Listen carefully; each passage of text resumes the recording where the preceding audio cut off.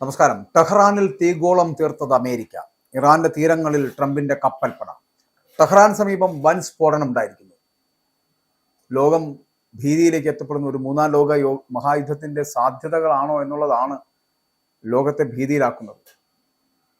ഇറാന്റെ തലസ്ഥാനമായിട്ടുള്ള ടെഹ്റാനിലെ പരന്ത് നഗരത്തിൽ കഴിഞ്ഞ ദിവസം ഉണ്ടായിട്ടുള്ള വൻ തീപിടുത്തവും സ്ഫോടനവും ഒക്കെ പശ്ചിമേഷ്യയിൽ വീണ്ടും ആശങ്ക പടർത്തുന്നെന്ന് പറയാം. പരന്ത് നഗരത്തിൽ ഒരു ബഹുനില കെട്ടിടത്തിന് തീപിടിക്കുകയും പിന്നാലെ സ്ഫോടനം നടന്നതായിട്ട് ഇറാനിയൻ സ്റ്റേറ്റ് ബ്രോഡ്കാസ്റ്റർ ആയിട്ടുള്ള IRIB റിപ്പോർട്ട് ചെയ്യുകയാണ്. അമേരിക്കയുമായിട്ടുള്ള അത്യന്തം വഷളായിട്ടുള്ള രാഷ്ട്രീയ സാഹചര്യങ്ങൾക്കിടയിലാണ് ഈ സംഭവം നടന്നത് എന്ന് സ്ഥിതിഗതികൾ സങ്കീർണമാക്കും. പരന്ത് നദീതീരത്ത് സൈനിക ഗോഡൌണിന് സമീപമാണ് സംഭവം എന്നുള്ള വിവരം വരുന്നു. തീപിടുത്തമാണ് ഇത് എന്ന് അഗ്നിശമന സേനയെ ഉദ്ധരിച്ചുകൊണ്ട് ഔദ്യോഗിക മാധ്യമങ്ങൾ വിശദീകരിക്കുന്നു. അപ്പോൾ ഇതിന് പിന്നാലെ ഉണ്ടായ സ്ഫോടനത്തെക്കുറിച്ച് ദുരൂഹത നിലനിൽക്കുന്നു. സമീപ ആഴ്ചകളിലൊക്കെ ടെഹ്റാനിലും പരിസര പ്രദേശങ്ങളിലുമൊക്കെ നിരവധി സ്ഫോടന പരമ്പരകൾ റിപ്പോർട്ട് ചെയ്തിട്ടുണ്ട്. മിക്ക സംഭവങ്ങളിലും വ്യക്തമായിട്ടുള്ള വിശദീകരണം നൽകാൻ ഇറാനിയൻ അധികൃതർ തയ്യാറായിട്ടില്ല. തീ അണയ്ക്കുവാനുള്ള ശ്രമങ്ങൾ അഗ്നിശമന സേന അടക്കമുള്ളവരുടെ നേതൃത്വത്തിൽ തുടരുമ്പോഴും ആളപായമോ നാശനഷ്ടങ്ങളോ സംബന്ധിച്ച് ഒരു വിവരവും പുറത്തു വന്നിട്ടുമില്ല. പക്ഷേ ഈ സ്ഫോടനങ്ങൾക്കിടയിലും അമേരിക്കയ്ക്ക് ശക്തമായിട്ടുള്ള മുന്നറിയിപ്പുമായിട്ട് ഇറാൻ പരമോന്നത നേതാവ് ആയത്തുള്ള അലി ഖമേനി വീണ്ടും രംഗത്തെത്തി. തങ്ങളുടെ അത്യാധുനിക ആയുധങ്ങൾ ഉപയോഗിച്ച് അമേരിക്കൻ യുദ്ധക്കപ്പലുകളെ കടലിൽ മുക്കുമെന്നാണ് ഖമേനിയുടെ മുന്നറിയിപ്പ് എന്ന് പറയുന്നത്.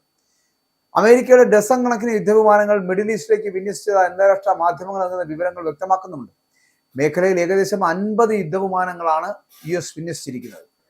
ഹോർമൂസ് കടലിടുക്കിൽ ഇറാൻ മിസൈൽ പരീക്ഷണം നടത്തുകയും ജലപാതയുടെ ചില ഭാഗങ്ങൾ താൽക്കാലികമായിട്ട് അടയ്ക്കുകയും ചെയ്തത് സംഘർഷം മൂർച്ഛിക്കാൻ കാരണമായിട്ടുണ്ട്. ആണവ ചർച്ചകൾ പുനരാരംഭിക്കുന്നതിനിടയിലാണ് ഈ ശക്തി പ്രകടനം എന്നത് ശ്രദ്ധേയമാണ്. ടെഹ്റാനിലെ സ്ഫോടനങ്ങൾ ഈ സംഘർഷത്തിന്റെ ഭാഗമാണോ എന്ന കാര്യത്തിൽ അന്താരാഷ്ട്ര നിരീക്ഷകർ ഉറ്റുനോക്കുകയാണ്.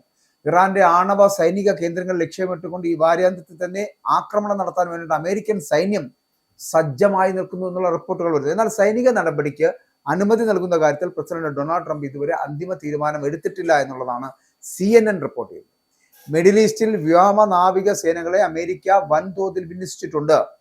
അത്യാധുനിക വിമാനവാഹിനി കപ്പലായിട്ടുള്ള USS ജെറാൾഡ് ഫോർഡ് ഈ വാരാന്ത്യത്തോടുകൂടി മേഖലയിലേക്ക് എത്തിച്ചേരും.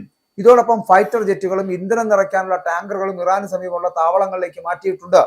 അപ്പോൾ വൈറ്റ് ഹൗസിലെ ചർച്ചകൾ എന്ന് പറയപ്പെടുന്ന കഴിഞ്ഞ ദിവസം വൈറ്റ് ഹൗസ് സിറ്റുവേഷൻ റൂമിൽ മുതിർന്ന സുരക്ഷാ ഉദ്യോഗസ്ഥർ യോഗം ചേർന്ന് സാഹചര്യം വിലയിരുത്തുന്നുണ്ട്. ജനീവയിൽ ഇറാനുമായി നടത്തിയ ചർച്ചകളുടെ വിശദാംശങ്ങൾ ട്രംപിന്റെ പ്രത്യേക ദൂതൻ സ്റ്റീവ് വിറ്റ്കോഫും ജാരഡ് കുഷ്ണറും പ്രസിഡന്റിനെ ധരിപ്പിക്കുകയും ചെയ്തു.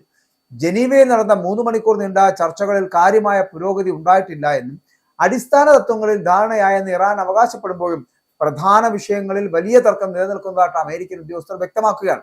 അപ്പോൾ അമേരിക്കൻ ആക്രമണം ഭയന്ന ഇറാൻ തങ്ങളുടെ ആണവ കേന്ദ്രങ്ങൾ ചുറ്റും കോൺക്രീറ്റും മണ്ണും ഉപയോഗിച്ച് കവചം തീർക്കുന്നതായിട്ടുള്ള ഉപഗ്രഹ ചിത്രങ്ങൾ അടക്കം വ്യക്തമാക്കുന്നുണ്ട്.